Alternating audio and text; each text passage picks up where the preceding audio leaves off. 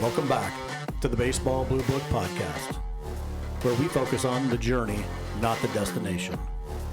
Brought to you by the Baseball Blue Book app. Are you in the book? And now, your host, Eric Wobanaw.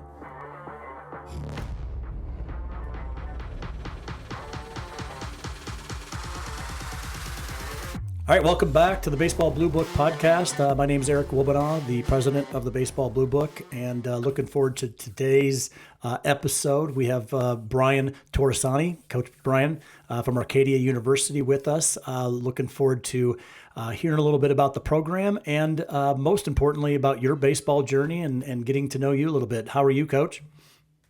Eric, I'm good. Thank you so much for having me. It's a pleasure to and talk a little bit about baseball on Arcadia with you today. Well, that's great, and I, it's always fun getting to know you guys. We were just talking beforehand about kind of the coaches tree and the coaches that everybody knows. It's been a lot of fun. You know that Northeast corridor, the Philadelphia, kind of the Pennsylvania, Maryland, Delaware, that whole area. But I'm looking forward to getting to know you a little bit about your journey, which we always focus on, and some stories that maybe you might not want to share. I always tell people I don't like to dig too deep, but it's always nice to get to know them. And my main point on this is we got parents and players listening all the time, and it's one opportunity I think that they get to hear maybe the personal side of the coaches, kind of their own background, what got them excited about baseball.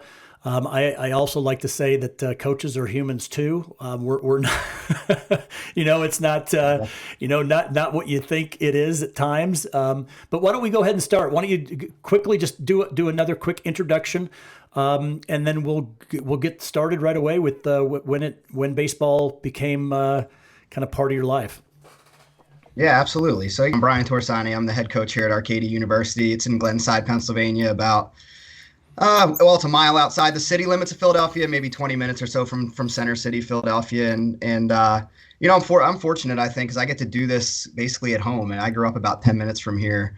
Nice. In another suburb of Philadelphia. Yeah. So, and I've kind of made the rounds of some of the Philly area, the other Philly area schools. As you mentioned, there's a lot of us up here. So it hasn't been terribly difficult to find some places to work, which has been good. But yeah, I mean, baseball for me has been a part of my life since really I can remember. So, I sort of always lead when people ask me about myself with the fact that I'm a coach's son, and my dad was a longtime sort of your old dinosaur, traditional football, basketball, baseball, health and phys ed teacher, coach, between a couple of different high schools and near the end of his career at Abington High School, which is close by. And so I was the kid that grew up, in the fall on Friday nights on the football sideline with him, and in the winter on Tuesday and Friday nights in the basketball gym, and then in the summer I was the bat boy for his American Legion team that he coached for years, and so I just grew up around sports, and I've heard even listening to your podcast, different guys' journeys to coaching, where for me it's sort of all I've ever wanted to do, and I can say that with with an honest heart of I don't know what else I would do if it wasn't for coaching, because I just grew up entrenched in it and love sports and really grown to love what coaching really means at the end of the day. So that's awesome. Well, hey, let me ask you a quick question. I always, you always see those kids that are on the sideline, the ones that are the ball boys, at the basketball, they're shooting hoops, with the beginning of the game with the other players. I was always jealous, right? It's always, how does those kids get it? Well, really, most of the time it was a coach's kid, right? Give me what negatives were on there, because there had to have been some type of negatives being the coach's kid. And when did you realize it was actually not a negative and it was a real positive for you? Yeah, I think it's a really good question. I mean, I think I was lucky. I never played for my dad after about 8th grade and anything. He coached at a different high school and all that stuff. So I think that was probably positive. And the reason for that is because I was neither the best player or the worst player. So that's always the best case scenario when you're the coach's son, to either be the best player on the team or the worst. So that was good. But, for me, you learn right away that you got to have a little bit of a thick skin. I mean, you're going to be, I was in the stands at times, and people will, obviously everybody thinks they can coach sports, and a lot of people grow up playing sports and things like that. So you hear things and you got to get used to kind of being able to to handle that and sort of accept that kind of that criticism comes along with the job. So at the time, you're like, that was kind of a negative for me. You don't want to hear people talk poorly about your family. And my dad had a long, successful career. He did, won many more games than he lost. But, the positive for me is coming to this point now is, especially sitting in this chair as a head coach, is you have to make decisions and you have to be able to live with those decisions despite what people from outside the organization think, and sometimes even what folks inside the organization think. So it's a tough chair to sit in, but I think all those years of just, I guess I'll call it osmosis, of just watching and being there and listening and learning. There were some hard times with that, but it's really paid off for me in the long run here as in my career. When you go through that, I mean, obviously you had certainly a great person to kind of fall back to with what he did, and speaking of your father, what were some things that you learned from him going through this process, and what are some of the things that you maybe didn't like and maybe found a different way, or always came kind of full circle back to oh, that's why he did that? Yeah, I think, first and foremost, I think the preparation piece is probably the biggest thing that I learned from him. He was primarily, in his career, was the head basketball coach at the high school he coached at. And I just, in Philadelphia area, and especially in what's called District 1 in Pennsylvania, it's one of the best, high school playing districts maybe in the country. I mean, you're talking about guys like Kobe Bryant and many others that have played in the NBA. And so anyway, I just remember going through seasons with him where he would legitimately go and scout every single team in District 1, to get ready for the district playoffs without having any idea whether they would end up playing that team at any point during the playoff run or not. But he was going to be prepared to go into whatever game he was going to be go up against. And so I would go with him to a lot of those games and scout and put together reports and things like that. And now, going forward to today, like, that's just really showed me in a lot of ways of, sort of how to prepare for games and even practice each day with practice planning and all that kind of stuff. I just kind of got the firsthand sort of see what it takes to run a disciplined and organized program. And, I think he'll even admit, and this is certainly an apple hasn't fallen far from the tree thing of, like, when growing up and playing in high school in the 70s and things like that, you played for a lot of coaches that had military backgrounds and maybe were a little bit more of your screamers and yellers, so to speak, and all that kind of stuff. And he was a little bit that way, especially early in his career. And some of that trickled down to me, but I think he's actually on my coaching staff now. And the guys think he's the soft one on the coaching staff after all these years. I tell him, you guys you guys should have seen him 20 years ago. But I think, judging him and, the relationships he still had with the players and being able to show some tough love, but at the same time, guys know that it was for their best interest. So I think I've kind of taken that from him as well. That's great. So yeah, obviously he had, focused on basketball, but was also football and baseball. When did you, kind of through your career, when did you, realize that baseball was the sport that you wanted to be part of, or maybe it wasn't? And so kind of expand on how you picked and how you got to baseball through having a father that was many sports, right? And you probably played many sports as well. I did. Yeah, definitely. I think, baseball for me sort of always captured my heart, I think, the most. It was probably the sport where I had the highest ceiling as a player, which wasn't super high, but it got me to be able to play in college and play on some pretty good teams and things like that. And so, through high school and then, right after high school is really where my love for the game really grew, especially when I first got to college and got a chance to play for Bob Spratt, who's now the head coach at Chestnut Hill College. I played for him at Penn State Abington, which at the time was a junior college program. And it was a commuter school. And so we had all kids from the Philadelphia suburbs and from the city. And it was a unique sort of mix of players. And Bob had this unique style of playing the game and coaching that I just really fell in love with. And, that was really where I think my desire to coach baseball long term really started to be ingrained. And I was lucky enough once I finished playing that he called me and I actually joined his staff at Chestnut Hill when he started that program for 5 years and kind of got to learn under him and develop that way. But I certainly love coaching more, I think even more so than playing, just because of those relationships that you get to build over the course of the long haul. So that's great. When you're putting together a program, philosophies, there's different philosophies, there's different approaches, there's different things that you focus on the most. Is those philosophies have kind of dictate how you build your program and put together the staff? And talk a little bit about how you did that in your current position, and what did you kind of lean on based on some of the past experiences that you had to help formulate what you were, who you were going to be as a head coach? Yeah, definitely. I think that's the one thing that I've evolved in over the years. Of like when I first became a head coach, I guess 11 years ago, it was almost more mimicking what other people did, rather than being sort of my own true self. And at the expense of, yes, coaching is a lot of stealing. There's nothing probably we do in our program that is that I invented per se. But at the time, it was mostly a lot of copycat stuff. And I think the players can see through that a lot where, hey, you're just trying to do something that somebody else, sort of started or whatever the case may be. And I think over the years, we've done a good job here of kind of making this our own, brand, so to speak. At Arcadia, we call ourselves the Night Nine, and it's just kind of this. It started out with our 9 core values of who we say we are on a daily basis, and they have nothing to do with, on the field baseball type stuff. But that's really been the basis of our program, and it's kind of grown from there. But it's really ours. Like, we created it together, and the guys have bought into it, and they do a really good job of living up to those core values. So I think over time and with experience, you can start to sort of, especially as a head coach, you can start to stand on your own 2 feet a little bit more and use your own ideas rather than just constantly stealing from other people. No, that's a great point. There's a lot of, what is the saying? There's nothing new under the sun. It's just kind of how you put things together and kind of organize them. The same thing goes with, what we've seen now with the internet and all the information out there. You had mentioned the old military type, the yelling and kind of the old school coaching.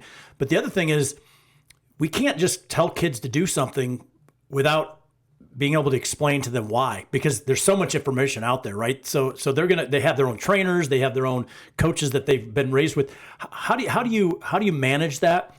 And what's the most important thing when you're trying to stress something that is going to work, and how do you communicate that with your players? Yeah, it's a real challenge. I think, like you said, they can, the players have access at their fingertips now to thousands of different trainers and philosophies and techniques on whatever the case may be. Yeah. And, so we try to use a lot of systems here that have sort of worked over the years for us in terms of, whether it's our offensive approach or our daily pitching practices, things like that we really rely on. Hey, this has been successful for us in the past. This isn't the only way to do things. And within those sort of, we call them guardrails, is like, it's your career, and we want to be able to help you, stay on the road, so to speak. And we're going to give you a little bit of that roadmap to do that. And here's why we think these things are going to make you successful. And, we've been very lucky by and large. I would say the majority of the guys that have come through our program have bought into those things and have done a really good job. But, there are certainly some guys that have come through that, they have a specific way they want to do things, or they are sort of internet junkies and they want to learn. And sometimes it's not even their own fault. They have the right intention in place. It's just they're taking advice from too many different avenues, and they never sort of buy into one thing that can kind of make them successful. So you definitely have to be able to explain a lot more why to these guys than probably even when I played. It was a lot of yes sir back in those days, and you just kind of did what the coach said. And there, we didn't really have the access to go on and look at this stuff. So I enjoy that part of it. I don't think that's a negative at all. I think it's good to have the back and forth. Our players have brought some really good ideas to our program. It's good to be adaptable, and I think it keeps us growing and getting better, honestly. That's great. No, that's fantastic, and really kind of changing with the times, right? They're still needing the guardrails, I think, is what you just said, and I think that's really good. I always talk about that when raising kids, right? They're the bumpers, right? We want to give them a lot of freedom, but we want to make sure that we have these guardrails, these bumpers there, so that they can bounce off and we can protect them. I think that's really important. What is the hardest part of coaching today versus when you think maybe when you first started? Good question. I think I would say that the toughest answer to that is, and this is no blame at the current situation with travel baseball or anything like that, but kind of the whole team aspect of once guys get into a college program, and getting them to, they're so used to playing sort of for themselves and for exposure and to get recruited. And when that happens, I think, there's times where, game situations kind of go out the window, in a travel tournament or in an exposure tournament or things like that, because, Right. even us, like we're not necessarily there to see a guy put a bunt down or make a dirt ball read or do things like that. That we want to see him swing the bat, swing, throw, run, Yep. field, things like that. But, then we get into a college setting where at the end of the day, the goal is to win games. And I think the baseball Q piece, let's just put it this way, it stands out a lot more when a player has some advanced baseball IQ than I think it used to. And, so that's a challenge for us. And we spend a lot of time on that piece of it where, hey, this is how we're going to win ball games. It doesn't matter what it looks like. It doesn't matter, at the end of the day, can we be one run ahead of the other team? So I think that's been a little bit of a more difficult piece to the puzzle now, is to try to sort of teach the game on more of a macro level. Guys seem to be a half step behind where they were maybe 15 years ago when I started. You bring up, it's almost a catch-22, right? You when you go to watch somebody, you want to see what they can do, and if they're in a situation that is a bunt or something that's different, they know that they're kind of caught that as well, right? They know that there's guys in the stands that want to see what they can do, but it's 2 outs, or 1 out, you got to move the guy to second, and they're swinging for the fences. So it's got to be a challenge. But I appreciate you kind of sharing that, because that is important. I was just on with a high school coach just before you. He's actually Riverdale down in the DC area, and we talked about the challenges of travel versus high school, and it really is it navigating those waters, because it's not changing, right? It is what it is, and figuring out how to navigate this and finding the right players. Because what I hear a lot with the coaches is baseball is the fourth. I think you mentioned Nyman. Nyman has his four areas of focus, right? You have the academics, you have the financial, you have the social, and then you have baseball. But we need to look at baseball. So it's, how do you balance that, and how do you really stay true to what you want to do in building out your program? I guess that's the question to you. We all know you got to win, but how do you do it personally as a head coach, and how do you kind of dictate that down to your staff and anybody that might be out there recruiting for you?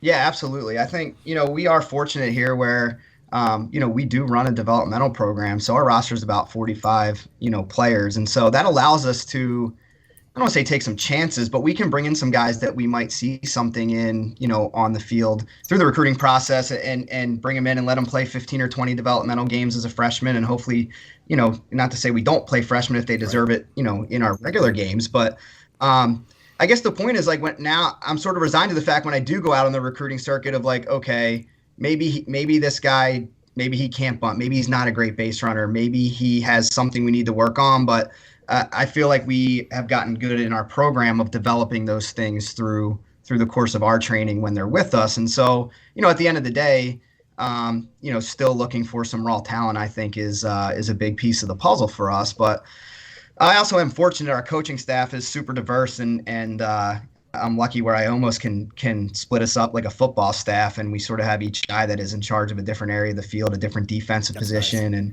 And it is very nice. And so those guys can really hammer down on some of the details of some of these things. I talked about my dad obviously already in this podcast, but his two main responsibilities with us is outfield defense and then our short game. And so he grew up in an era where guys learned how to bunt and play the game that way. And so he's very good at teaching it. And so if guys come into the program, and most come into the program now not knowing how to do those things, he can teach them in a very short amount of time to be successful to do that. And, so I'm lucky that way, where we don't have to go out and sort of find some of these things, right away. Obviously, you have to have some baseball acumen to get on the field and be in the program. But, so our thing is we can take a few more chances on some guys and give them a chance to develop, hopefully over time, and maybe get a shot to help us. So I'm going to ask a question. I don't know if I don't know if it's a good question or not, but All right. what do you prefer? Do you prefer the success of the development side or the success of winning side? I think in our program, I definitely enjoy the success of the winning side, but I do think that I do think they go hand in hand, and what I mean by that is, over the years, because especially at our level, we get a little bit of a tighter window to work with the players, and so we do focus a lot more sort of on the team aspect. We're starting now to dive a little bit more into the development piece, and I can talk about that in a few minutes. But through what we do in our team training, we feel like that trickles down to the individual development piece. So, like, we work on a lot of two separate situations offensively. We work a lot with a guy at third base in less than 2 outs and how to be successful there, and we work a lot with a guy at in scoring position and 2 outs and how to be successful there. And the idea in both those situations is not necessarily trying to leave the yard, and it's not a new idea, but it's staying in the middle of the field. It's hitting balls low and hard and trying to win ball games there. And it's funny when you get guys to do that consistently, how their swings clean up without even talking about, That's a great point. Absolutely. Launch angle, exit velocity, whatever the case may be. And we practice that a lot to the point where guys start to have better bat path and make better swing decisions and things like that, and the individual development piece starts to happen. Now, we are starting to make a little bit more of a concerted effort to talk a little bit more about the swing and things like that, but I think that was our program's next horizon. We sort of reached near the top of what we were going to do, the way we were doing things, and we needed to make a change to get even better. Do you think that you brought up launch angle, exit velo? Do you think that the focus on that affected people's swings, and do you think it's taken a step back in development, or do you think it really has improved the ability of players? I really don't think hitting's changed all that much over the course of time, to be honest with you, and I think maybe some of the verbiage has changed, and I do think it's important to stay up, as we talked about a few minutes ago. These guys can, go online and read these things and sort of know what they're about, and a lot of them can even explain to you why it's important and their thoughts on it. So, I'm not opposed to balls, on the ground. I'm not opposed to balls in the air. I think the biggest thing is what does the game call for, and I think that's where the great hitters kind of separate themselves from the good hitters, so to speak. Is like, there are points in the game where we don't play a 162 game major league season where that's almost like a big casino game and you're playing the odds and all that kind of stuff. Like our season's 40 games long, and then the playoffs and playoff baseball is just a lot different. So if we need a ground ball to second base to score a run, with a man at third base and 1 out in a tie game in the 8th inning, like, we have to prepare to be able to do that. Yes, I think that sometimes guys have the wrong type of swing for the player that they are, and do I think the internet's had some effect on that? Sure, but I think at the end of the day, really not all that much has changed. That's good. All right, what's your favorite part of coaching, and what is the most challenging part? Yeah, I think my favorite part is just developing each team each year. And so that's going to be a challenge for us this year. We're coming off a season where we had the best season probably in program history. We were 40-9. Yeah. We won our league. We hosted a regional. We finished the year ranked in the top 25. And, coming into this year, we're ranked 11th in the country right now by Collegiate Baseball Newspaper. And, like, all those things are great, but the point that we've made so far this year's group is, like, this is not last year. Yes, we want to ride some of that momentum, but for me, every year is kind of a new, unique challenge. And I think over the course of my career, what I've tried to do is not get caught in the trap of, like, this is how we've always done it, so this is what we're going to do. And we try to adapt and change and continue to keep things fresh for the players. And I think our biggest challenge right now is that we have a veteran group that has seen a lot and been through a lot of battles, and how do we continue to challenge them to get better and get prepared for the season and not sort of take their foot off the gas. And we're fortunate that we have a lot of kids that I don't think that we'd have to worry too much about that, but I do think it's going to be a challenge throughout the year to sort of keep us grounded and on the right path. I think on the whole, I think the biggest challenge for me is obviously, as a head coach, you're running a lineup on a consistent basis, and there's times when you have guys that deserve to play that for whatever reason are not in a lineup on a given day, and having to have those tough conversations with kids about, hey, listen, this is why we're going this direction today. And it's not that you don't deserve to be in there, but this is the decision we made, and we need you to still be ready when your number's called, and those sort of things. I think that challenge is always something that keeps me up at night a little bit, in terms of like, man, I wish we could play 11 or 12 guys today because they all deserve it. But at the end of the day, you can only put 9 or 10 on the lineup with a DH and go from there. So I think that's always a big challenge from my seat. Well, and it's got to be tough, because if you're running more of a development program that you have these development games, you have 45 people on the roster, that's a positive, but the negative is also, if they are developing maybe faster than what you expected, and they deserve time, they may not have a position in there. So it's a good side of it, and it's also a challenging side. I can appreciate that certainly Absolutely. Has to be difficult. Tell us, I guess the last question here is advice that you might have for high school players. One of the things I'd love to ask coaches is, there's only so much that you can say on a phone call, or what you can tell. So this is your opportunity to kind of talk to the players out there of a piece of advice for them as they are going through their process of taking a look at college programs and wanting to play at the next level. What would be that advice from you? Yeah, definitely. I think, number one is when you're out there playing on the circuit or in your travel tournaments or whatever, we're always looking for sort of that one carrying tool, so to speak. So, if you're a speed guy, don't hit a ton of balls in the air and not be able to get on, not get on base and sort of showcase what you're able to do. If you're a guy that, can fill up the strike zone on the mound, like, we want to be able to see strikes after strikes on a consistent basis. And even if you do get hit once in a while, like, don't shy away and start nibbling and things like that. I sort of be true to who you are, and sort of be able to showcase that one or two tools that you have that make you different, from other players. I think that's an important piece, to be able to get on people's radar screen. And, and I heard, Coach Nyman kind of talk about this too in his episode with you, but I do think, especially in our area where we already talked about how many schools there are out here, and we have every division, JUCO all the way up. Yep. Go out and watch some games or watch some practices, and really be honest with yourself on where you see yourself fit in. If you come watch a DeSales Arcadia game, this spring and on a Friday or Saturday, and we're in the same conference, like, your eyes are going to be opened up, I think, by the physicality of the players and the velocity on the mound and the speed of the game. And like Tim said, I think, you could throw division out the window at that point. If Absolutely. It's a Friday Arcadia versus DeSales game, you're going to have two pitchers on the mound that very easily pitch at the Division I level, and a lot of guys in each lineup that could play at the Division I level. And so, I think that's a big piece of the puzzle too, of like really being honest with yourself on where you fit. And the third thing I'll say is, if you need help with that, is to find somebody, and I always use the phrase, like, find somebody you're not paying money to give you an honest assessment on where you fit in the college game, whether that's your high school coach, whether that's an opposing coach of some sort, somebody that will really be honest with you and is not invested in sort of where you end up going, if that makes sense. Funny you said that. I had an interview yesterday with Coach Hardy down in Rice University, and he said, look for people for the truth. You need a truth teller in your life, and that's so important.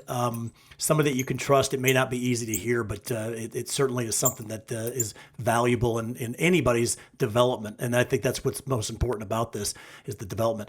So this is your opportunity. I mean, as you just said, there's a ton of schools up in that area, and every time I do a podcast with one of the coach, I think my favorite school changes. It's like, I'm just that way, right? I love everybody, and whom I'm with is who I really like to be with. Tell us why Arcadia. What makes it so special? A lot of kids are looking at different programs. They're going out and they're doing the visits, either unofficial or official. What makes Arcadia special, and what makes your program unique? Sure. I think, from a university standpoint, our location, first and foremost, I think is something that makes us really unique. I mean, we're so accessible to to the city of Philadelphia and to everything that brings with it. Job opportunities, internships, social life, all those things that are sort of right here at your fingertips. But we're also removed kind of from the hustle and bustle of, like, we're not a city school, we're a suburban school. Yeah. Glenside's got a really cool downtown area and some really neat vibes. The campus here is really awesome. It's an old estate, so we have an original castle Awesome. on campus, which is kind of like our landmark that people know us by because you can see it off the highway, and so the grounds here are really aesthetically pleasing and as a sort of a comforting place to be. Educationally, we're super strong in physical therapy, and we are a place where if guys want to be a physical therapist at some point, that they can do that and play baseball. We have a fair amount of guys currently in our program that are in that program. It's ranked in the top 20 in the country. It's probably the first or second sort of small private school. Most of those schools are big research institutions. So we're really well known for that. And our business school is really good too, as it being so close to a big city, I think helps with all of that as well. Absolutely. Inside our baseball program, I think the hardest part for us to, let's call it, sell to people is the people. I think being around our program is the most unique thing that we have, and sort of the way that we interact on a daily basis, and the positive environment that we create. That guys want to be at the field each and every day, and I don't say that sort of tongue in cheek. Like, I really truly believe that our guys are excited to get to practice. Our guys know that we're not going to stand around. We're going to be organized. We're going to get better. Yes, they're going to be coached, but they know that we have big goals at the end of the day, and I think they love to be around that. And so when people get around our program, I think they can sort of instantly feel that environment. So, it's hard, in a recruiting process when we're doing a campus tour and showing our facilities and all that stuff to sort of capture that with people. But we do try to get guys on campus in front of our players as much as possible. I tell them all the time, they're the program, they're the ones that live and breathe this on a daily basis. And so it's definitely been unique, and our staff is tremendous. We just hired Dylan Tice, who's coming out of playing professionally for the last 5 years with the Cardinals and the Mets. He coaches our hitters and our infielders. And he's sort of the guy that I was touching on before with the development piece that is really, I think, even in a short amount of time here, taking our offensive approach to the next level. That's and great. Jimmy Goulden's our pitching coach, and he's been at this about 17 years and has been in a couple different places. He runs a travel program in the area, and our pitching staffs have just been really good over the course of the year. So, I firmly believe you could take our staff and our program and put it at the Division I level, and we'd find a way to be successful. And that's, not to again steal from Tim, but we do like to think of ourselves as sort of that D1 program in a D3 body, and that's how we act, and that's how we behave, and that's how we try to play the game. I think that's fantastic. There is no reason when you have talent at all the levels, everybody should be running at that level, right? That's just a decision that can be made, right? And I think that's fantastic. Coach, it's been a lot of fun. Thank you I appreciate you joining me. This is typically a time for coaches to kind of take a little bit of break from the busyness of coaching. So I appreciate you giving me an hour of your time. And we're excited to watch your program. I mean, coming off a really, like you said, a really good season, following that up without kind of focusing on what you did then and focusing on what you're doing this year is going to be a challenge for you, but certainly all the best of luck to you, and excited. I'm actually planning, I'd like to get up there in the spring and watch that Arcadia DeSales game on a Friday night, because I've only heard amazing things. Yeah, definitely. Please do. We'd love to see you. All right. Take care. Happy New Year. Thanks, Eric. You too.